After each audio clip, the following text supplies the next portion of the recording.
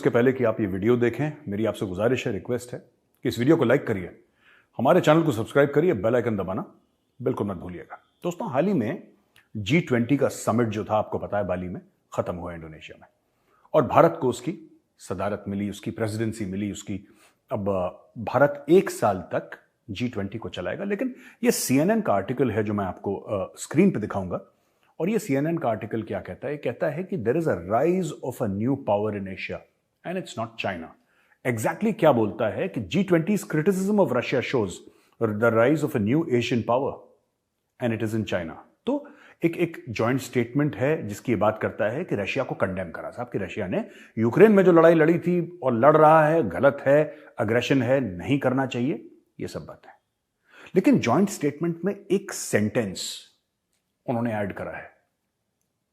और दोस्तों, ये G20 इसमें मुल्क तो कई ज्यादा हैं, क्योंकि यूरोपियन यूनियन, जैसे यूरोपियन यूनियन में कई सारे मुल्क हैं, तो अगर आप वैसे देखें तो 40-50 मुल्क बन जाते हैं। लेकिन हाँ, at on the face of it, G20 में ये बोला कि this is not an era of war. ये मोदी जी का स्टेटमेंट था जो शंघाई कोऑपरेशन ऑर्गेनाइजेशन का जिसमें हुआ था ना, उज्बेकिस्तान में जो अभी समिट हुआ था, उसमें जो मोदी जी ने बोला था पुतिन के सामने, उसकी बात करी गई है। तो ये CNN का आर्टिकल ये कहता है कि देखिए, बहुत बड़ी बात है कि today's era must not be of war, echoing what Indian Prime Minister Narendra Modi told Russian leader Vladimir Putin during the face-to-face meeting in September।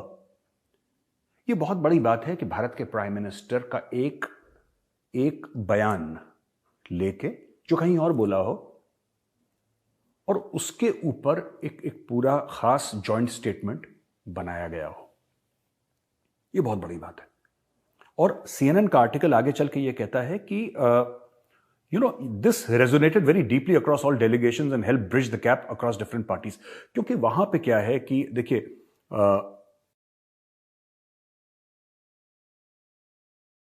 जो विनय क्वात्रा हैं भारत के फॉरेन सेक्रेटरी, उनको मैं कोट करता हूं, और उन्होंने ये बोला कि जो this is not an era of war, जो मोदी जी ने बोला था ना SCO समिट में, resonated very deeply across all delegations and helped bridge the gap across different parties। आप देखिए ना, इसमें क्या होता है कि ये मुख्तलिफ किस्म के लोग आते हैं वहाँ पे, मुख्तलिफ किस्म की राय होती हैं लोगों की, और अलग अलग मुल्क हैं, उनकी अलग अलग मफाद हैं, दे हैव डिफरेंट इंटरेस्ट्स, ठीक है, इन सब के डिफरेंट इंटरेस्ट होते हैं। यहाँ पे कोई मुल्क ये बोल रहा है, अमेरिका कुछ बोल रहा है, रूस कुछ बोल रहा है, चाइना कुछ बोल रहा है, ठीक है, इंग्लैंड ने कुछ बोला, भारत कुछ बोल रहा है, इंडोनेशिया कुछ बोल रहा है, क्योंकि सारे मुल्क हैं, वो अपना स्वार्थ देखते हैं। और ये शब्द जो है स्वार्थ, मैं बड़ी जिम्मेदारी के साथ आपको बोल रहा हूं, इसके नेगेटिव कॉनोटेशन है।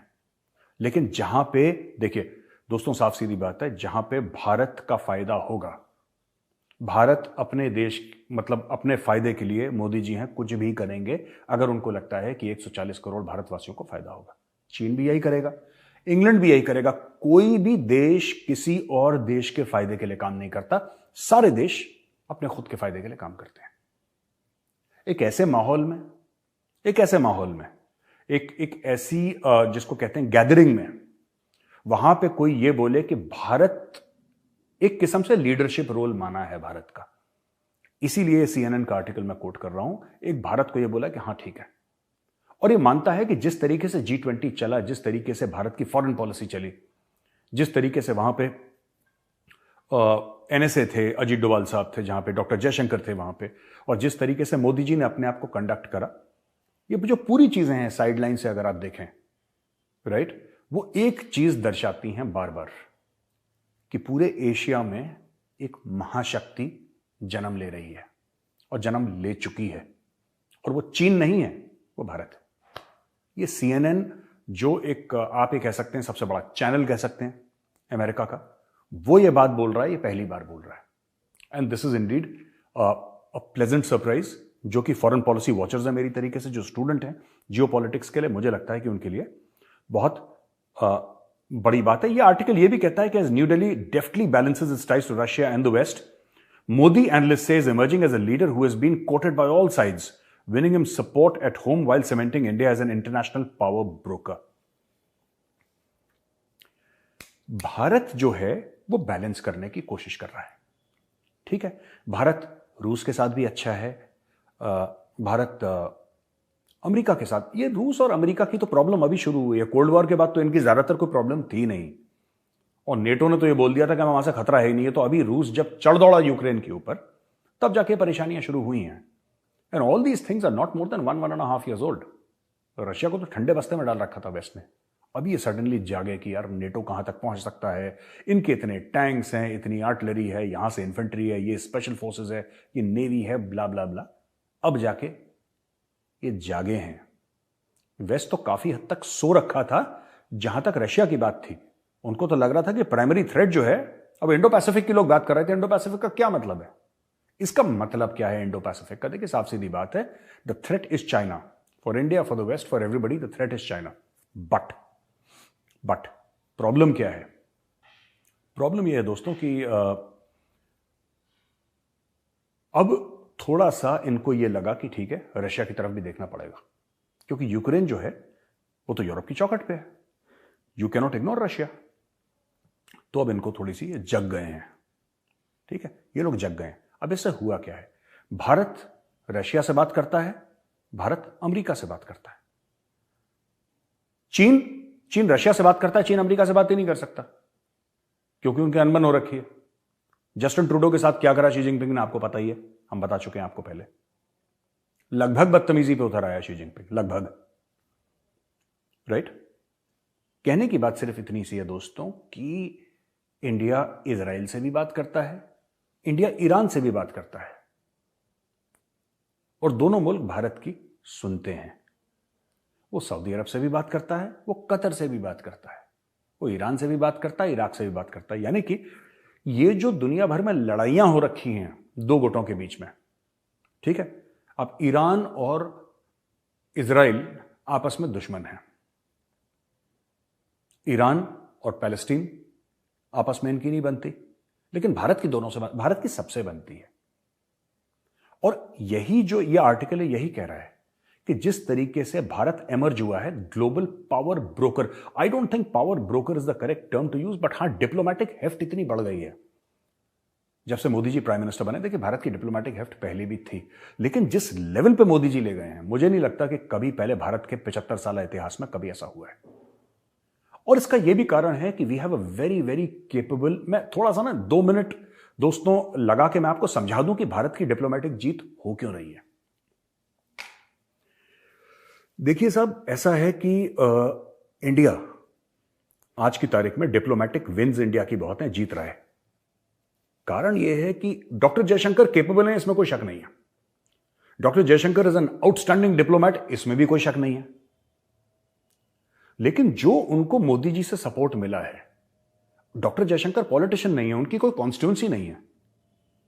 उनको यह नहीं देखना पड़ता कि कांग्रेस वाला क्या, आम आदमी पार्टी वाला क्या, साउथ में क्या, नॉर्थ में क्या, ईस्ट में, वेस्ट में, ही is not concern. Doctor Jaishankar का सिर्फ एक ही मकसद है, भारत की डिप्लोमेसी दुनिया भर में चमकती रहे, और भारत के जो एम्स हैं, जो मोदी सरकार का विजन है, वो इंप्लीमेंट होता रहे अब्रॉड।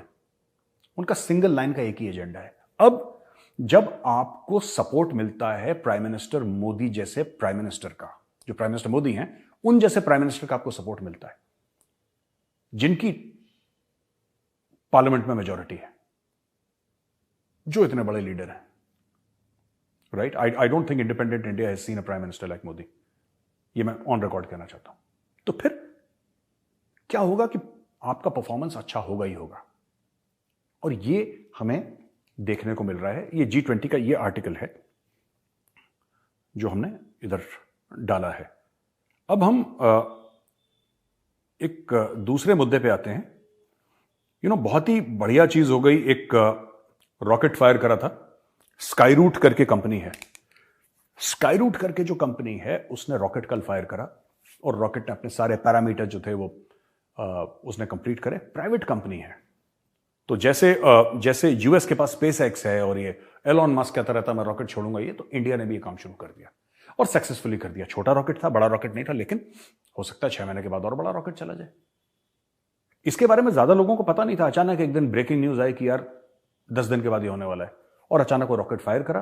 रॉकेट कुछ सैटेलाइट्स ले जा रहा था, उसने सैटेलाइट्स छोड़ी, I think low earth orbit की बात कर रहे थे वो, डिटेल मैं ज्यादा गया नहीं डिटेल्स में, लेकिन ये सक्सेसफुल हो गया। इसका क्या फायदा है? इसका दोस्तों ये फायदा है कि जो प्राइम मिनिस्टर मोदी ने इसरो को बोला कि यार जो आपका इसरो एक फर्स्ट क्लास ऑर्गेनाइजेशन है, लेकिन जब तक आप प्राइवेटाइजेशन नहीं करेंगे ना, we cannot harness the potential of space. एक ऑर्गेनाइजेशन नहीं कर सकती। भारत में इसरो जैसी 50 ऑर्गेनाइजेशन चाहिए, और सरकार तो बना नहीं सकती 50, क्योंकि इसरो ऑलरेडी बनी हुई है। तो ये प्राइवेट कंपनियों को ये करके, अब देखिए इनके अपने लॉन्च पैड्स होंगे, इनको बड़े बड़े एरियाज दिए जाएंगे, और ये जिनकी ये कंपनी है स्काई रूट, तो खुद इसरो वाले हैं पुराने। These guys are from ISRO, जिन्होंने शुरू करा है। तो इन्होंने ये लॉन्च कर दिया रॉकेट, और सक्सेसफुल लॉन्च था। और पवन कुमार चांदना ये 31 साल के हैं, और नागा भारत डाका ये 32 साल के हैं। जस्ट इमेजिन यार, 31 और 32 साल के, they young man, and they launch this rocket. इन्होंने 2018 में स्काई रूट बनाई थी, और 68 मिलियन की फंडिंग है। देखिए मैं आपको बताता हूं, ये जो फंडिंग है ना 68 मिलियन है, कुछ भी नहीं है। इन्होंने ना के बराबर फंडिंग में रॉकेट स्पेस में डाल दिया। अगर आप टोटल बजट देखेंगे इसरो का और नासा का, तो जमीन आसमान का नहीं, धरती और चांद का फर्क है। लेकिन इसरो वही काम कर रहा है, और जबरदस्त काम कर रहा है। तो कहीं ना कहीं नासा भी अपने आप से एक सवाल पूछेगा, यार ये बंदे जो हैं, they are sending missions into space with peanuts. ये किस तरीके से कर रहे हैं? और आप लोग इतना पैसा खर्च कर रहे हैं। देखिए वैल्यू फॉर मनी बोलते हैं ना दोस्तों। वैल्यू फॉर मनी क्या है? वैल्यू फॉर मनी ये है कि कम में आप ज्यादा करें। ज्यादा में ज्यादा तो सभी कर लेते हैं, कम में ज्यादा करें। तो मुझे लगता है इंडिया ने अब ये दरवाजे खुल गए। अरबों दर अरबों डॉलर का बिजनेस है ग्लोबल। आज स्काई रूट ने एक रॉकेट छोड़ा है, इन्होंने प्रूफ ऑफ कॉन्सेप्ट दिखा दिया दुनिया को। अब कल अगर किसी को भी सैटेलाइट छोड़ना हो या कुछ भी करना हो, तो स्काई रूट से आप कांटेक्ट करिए, स्काई रूट छोड़ेगा रॉकेट्स। ये बिजनेस अपॉर्चुनिटी, लाखों लोगों को इससे एम्प्लॉयमेंट मिलेगा, इकोनॉमी बढ़ेगी, और एक नया फ्रंटियर खुल गया स्पेस का भारत के लिए। एंड मैं बता रहा हूं कि अगले 5-1 साल में मुझे लगता है कि this will significantly add to India's GDP. तो दोस्तों ये privatization of our space program, एक तो ये हो गया। उसके बाद एक और खबर है कि एक ग्लोबल मीट टेरर फंडिंग पे हुई, जो कि पाकिस्तान और चाइना ने अटेंड नहीं करी। इसमें प्राइम मिनिस्टर मोदी ने यह भी बोला कि प्राइम मिनिस्टर मोदी अब पाकिस्तान का नाम तो लेते नहीं, लेना ठीक नहीं समझते प्रधानमंत्री जो हमारे हैं, पाकिस्तान का नाम तो नहीं लेते वो। तो एक नो मनी फॉर टेरर करके एक प्लेटफॉर्म बनाया था, ministerial conference on counter terrorism financing, और इसमें बोला है कि साहब 70 कंट्रीज टेकिंग पार्ट, 70 मुल्क और 450 डेलीगेट्स। प्राइम मिनिस्टर मोदी के कुछ स्टेटमेंट्स हैं। Well known that terrorist organization get money through several sources, one is state support, certain countries support terrorism. State support यानी कि कोई मुल्क टेररिज्म को, आतंकवाद को सपोर्ट करे, वो एक जरिया है पैसे का जो टेररिस्ट ऑर्गेनाइजेशन करती हैं, और कुछ मुल्क हैं जो ये करते हैं काम। उन्होंने पाकिस्तान का नाम नहीं लिया और ले भी लिया, क्योंकि सबको पता है कौन करता है। बार बार पाकिस्तान का नाम लेने की आवश्यकता है ही नहीं। दूसरी चीज, India is helping build global momentum against terror funding. The intention is to bring the world together and taking the war against terrorism to the next level. Bharat जो ग्लोबल मोमेंटम है टेरर फंडिंग, उसके खिलाफ भारत काम कर रहा है, अग्रसर है, सबसे आगे श्रेणी में खड़ा हुआ है। भारत पूरी मेहनत कर रहा है कि टेरर फंडिंग रुक जाए, और दुनिया को एकत्रित करने की या इकट्ठा करने की जरूरत है। टुगेदर सबको लाओ एक साथ, और टेररिज्म जो वॉर अगेंस्ट टेरर, उसको नेक्स्ट लेवल पे ले जाओ। ये वॉर अगेंस्ट टेरर दोस्तों सिर्फ ऐसे बम पटाखे से नहीं होता कि यहां पे बम मार दिया, यहां पे मिसाइल, नहीं। इनका एक पूरा इकोसिस्टम है, और इंडिया ये कह रहा है कि आप जब तक इकोसिस्टम को ध्वस्त नहीं करेंगे, एक तो अमेरिका का तरीका है ना, अफगानिस्तान में घुस जाओ 20 साल के लिए, इराक में घुस जाओ 20 साल के लिए। क्या इराक में टेररिज्म खत्म हो गई, अफगानिस्तान में खत्म हो गई? नहीं, क्योंकि आपने टेररिस्ट मारे, आपने टेररिज्म को थोड़ा ना मारा। इंडिया जो कोशिश कर रहा है, टेररिज्म को मारने की कोशिश कर रहा है। इंडिया कोशिश कर रहा है कि टेररिज्म को मारे, और मुझे लगता है यहां पे सबसे बड़ी जीत होगी भारत की, इन सबको इकट्ठा करना। No money for terror. ठीक है दोस्तों। अच्छा, एक और खबर आई बड़ी इंटरेस्टिंग।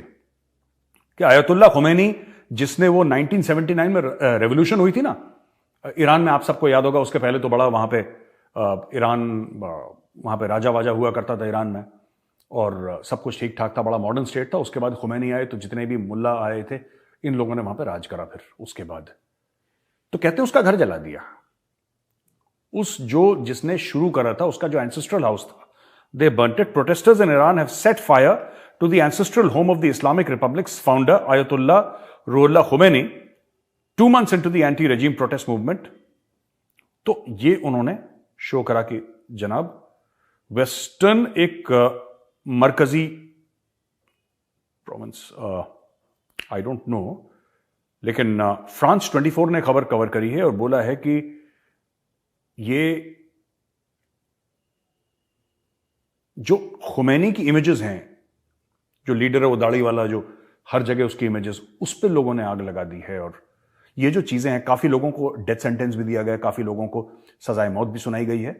लेकिन ये हुआ ये है कि they have totally gone out of. ये पूरी जो प्रोटेस्ट है ईरान में एंटी हिजाब, ये अब कुछ और बन के रह गई। अब ईरानीन काफी इसमें बोल रहे हैं कि इसमें अमेरिका का हाथ है, इसकी साजिश है, उसकी साजिश है। ठीक है, हो सकता है साजिश हो भी, हमें तो नहीं पता कि अमेरिका की साजिश है कि नहीं, इजराइल की साजिश है कि नहीं, यहूदियों ने कुछ करा कि नहीं, we don't know. But the fact of the matter is कि जो कर रहे हैं जमीन पे, वो तो ईरानी ही हैं। और अब मुझे लगता है कि ईरानी पक चुके हैं, ये जो मुल्ला है ना ईरान के, उनसे पक चुके हैं। अब इस सड़क पे चलते चलते जो मुल्ला चलते हैं सर पे ना, वो अपनी पगड़ी जैसी पहन के, तो लोग पीछे से मार रहे हैं, उनकी पगड़ी उछाल के भाग रहे हैं। ये ईरान में एक नया प्रोग्राम शुरू हो गया। अब लोग साफ कह रहे हैं कि जो भी पगड़ी है, हिजाब है, इन सब के खिलाफ वहां पे जो आम सोसाइटी है, उसने एक ऐलान जंग कर दी है। मतलब they have declared war on this. अब ये पता नहीं कहां जाके रुकेगी दोस्तों। तो ये आज की खबरें थी। इसमें एक और चीज है कि मोहम्मद बिन सलमान, ये आखिरी खबर आज की मैं दे रहा हूं आपको, कि मोहम्मद बिन सलमान के बारे में यह कहा है कि यूएस ने बोला है कि जो खशोगी एक था ना, खशोगी जिसको कहते हैं कि सऊदी अरब ने मरवा दिया था, और जो टर्की में उनका एम्बेसी था, सऊदी एम्बेसी, उसमें लेके फिर उसको मार वार दिया और उसके भी टुकड़े उकड़े कर दिए थे, कुछ कर दिया था, उसको टॉर्चर करा था। उसके बारे में यूएस ने बोला है कि साहब कि हम because Mohammed bin Salman is now the prime minister of Saudi Arabia, right? क्योंकि प्रिंस मोहम्मद बिन सलमान जो है वो अब he is not just the crown prince, he has a constitutional position, he is the prime minister of Saudi Arabia. तो जनाब अगर वो prime minister हैं तो फिर तो आपको उनको अरेस्ट नहीं कर सकते। You cannot arrest him, he has immunity. ये यूएस ने साफ साफ बोल दिया। कोर्ट उससे अग्री करे ना करे वो बात की बात है, कोर्ट ने तो अरेस्ट करना नहीं है, ठीक है? और सऊदी अरेबिया जाके तो आप अरेस्ट नहीं कर सकते। लेकिन ये हो गया है। जो बीच में थोड़ी सी मुझे लगता है कि थोड़ी सी उनके बीच में कशीदगी थी, थोड़ा सा स्ट्रेस था, स्ट्रेन था यूएस सऊदी रिलेशंस में, तो मुझे लगता है कि रीच आउट है यूएस की तरफ से, एक यूएस की तरफ से एक रीच आउट है उनको। क्योंकि देखिए तेल के जो दाम है ना, दाएं बाएं जा रहे हैं दुनिया में। और यूएस के एलाइज कौन है? Who are the big producers of oil? Venezuela को आपने बोल दिया कि ठंडे बस्ते में डालो, ईरान को आपने बोल दिया ठंडे बस्ते में डालो, सऊदी अरेबिया से आपकी बनती नहीं, रूस को आपने बोल दिया ठंडे बस्ते में डालो। तो भाई जो गाड़ियां चलेंगी सड़क पे, कहां से चलेंगे? कहां से चलेंगी वो गाड़ियां? मैं जानता हूं अफ्रीका से भी तेल आता है, अमेरिका से भी तेल आता है, राइट, यूएई से भी तेल आता है। तो ऐसी बात नहीं है कि सिर्फ इन 3-4 जगह से आता है, कई जगहों से तेल आता है। लेकिन जब डिमांड और सप्लाई में गैप हो जाता है ना, तब दुनिया में उथल पुथल हो जाती है। और आज की तारीख में वही चीज है, डिमांड और सप्लाई में गैप आ रहा है और ऑसिलेट कर रहे हैं ऑयल के प्राइसेस। तो दोस्तों आज की ये खबर थी, पर याद रखिएगा वो CNN का आर्टिकल जिसमें बोला था कि एशिया में एक नई महाशक्ति उभरी है और वो चीन नहीं है, वो भारत है। ये वीडियो देखने के लिए बहुत बहुत धन्यवाद आपका। इस वीडियो को लाइक करिए, हमारे चैनल को सब्सक्राइब करिए, बेल आइकन दबाना बिल्कुल मत भूलिएगा। जय हिंद।